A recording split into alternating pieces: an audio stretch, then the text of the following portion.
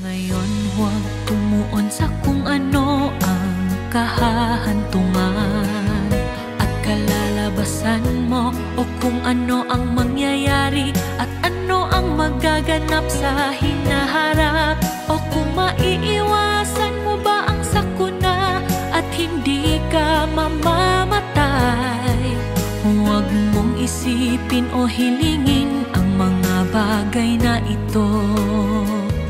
Tumuon ka lang sa mga salita at mga hinihingi ng Diyos, at hangarin mo ang katotohanan.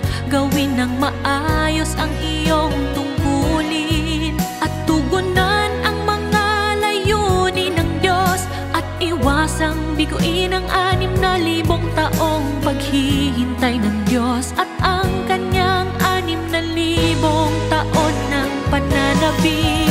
Bigyan ng kaunting kapanatagan ang Diyos, hayaan siyang makakita ng pag-asa sa iyo,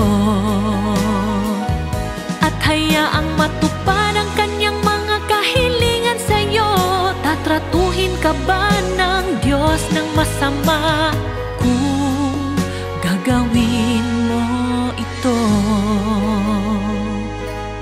Kahit na ang mga resulta sa huli ay hindi ang ninanais ng mga tao, bilang mga nilikha, dapat silang magpasakop sa lahat ng bagay, sa mga pamamatnugot at pagsasaayos ng Diyos, nang walang anumang mga personal na plano. Tama na magkaroon ng ganitong mentalidad.